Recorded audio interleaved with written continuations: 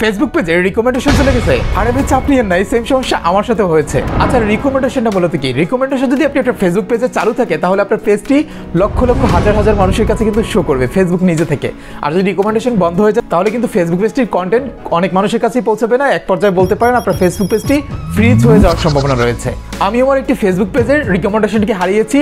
So কেন হারিয়েছি just পুরো বিষয়টি ইন ডিটেইলসে আজকে বলবো, যাতে করে এই ভুলগুলো আপনারা সামনের দিকে না করে থাকেন, অথবা রিকমেন্ডেশনে কোনো সমস্যা হয়নি আপনার পেজে। তাহলে আজকে ভিডিওটি আপনার দেখা দরকার। কেন দেখা দরকার? কারণ হচ্ছে এই ভুলগুলো যদি আপনি পরবর্তীতে করে থাকেন তাহলে কিন্তু আপনার ফেসবুক পেজের রিকমেন্ডেশনটি হারাতে হবে আপনাকে।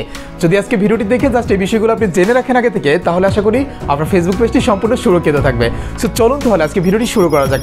নাম্বার 1 যে বিষয়টি বলবো সেটা হচ্ছে আপনি কোনো রকমের কোনো হার্মফুল কন্টেন্ট ফেসবুকে আপলোড করবেন না। হার্মফুল কন্টেন্ট বলতে কি, যেই কন্টেন্টগুলো শিশুরা এবং হচ্ছে মুরব্বী মানুষ যারা রয়েছে মোটামুটি অ্যারাউন্ড 45 থেকে 50 বছর হয়ে গেলে কিন্তু ওই মানুষটা হার্ট দুর্বল হয়ে যায় ম্যাক্সিমাম মানুষের। সো সেই ক্ষেত্রে যদি হচ্ছে তারা হার্মফুল কোনো কন্টেন্ট দেখেন তাহলে কিন্তু তাদের যে কোনো রকম যে কোনো সমস্যা হয়ে যেতে পারে। এক্ষেত্রে আপনি অবশ্যই আপনার ফেসবুক পেজে হার্মফুল কন্টেন্টগুলো আপলোড করবেন না। মানে হচ্ছে যেই কন্টেন্টগুলো সবাই দেখতে পারে না, শিশুরা না এবং বৃদ্ধরা না, এই ধরনের কন্টেন্ট আপলোড করা যাবে না। নাম্বার 2, কোনো রকমের কোনো কপিরাইট রিলেটেড ভিডিও কিংবা মিউজিক অনেক বেশি ইউজ করা যাবে না আপনার পেজে।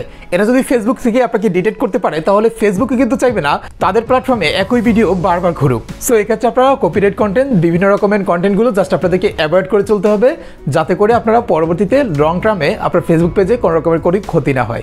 নাম্বার 3 এবং মোস্ট ইম্পর্টেন্ট পার্ট হচ্ছে আপনি একটা ফেসবুক পেজ যেই অ্যাডমিন আইডিটির আন্ডারে রয়েছে ওই অ্যাডমিন আইডির মাধ্যমে কোনো রকমের কোনো দেশদ্রোহী কিংবা হচ্ছে দেশের ক্ষতি হয় কিংবা গালিগালাজ এই টাইপের কোনো রকমের কোনো কমেন্ট ফেসবুকে গিয়ে করা যাবে না। তাহলে কি হবে, আপনার ওই আইডিতে রেস্ট্রিকশন চলে আসতে পারে অথবা আপনার আইডিতে ওয়ার্নিং চলে আসতে পারে, যাতে করে হচ্ছে আপনার আইডির আন্ডারে যতগুলো পেজ থাকবে কিংবা যেই পেজগুলো থাকবে এগুলোতে কিন্তু ক্ষতি হওয়ার সম্ভাবনা অনেকটাই বেশি রয়েছে। সো আশা করি এই বিষয়গুলো যদি হচ্ছে আপনি মেনে চলেন তাহলে আপনার ফেসবুক পেজটিতে কোনো রকমের কোনো সমস্যা হবে না।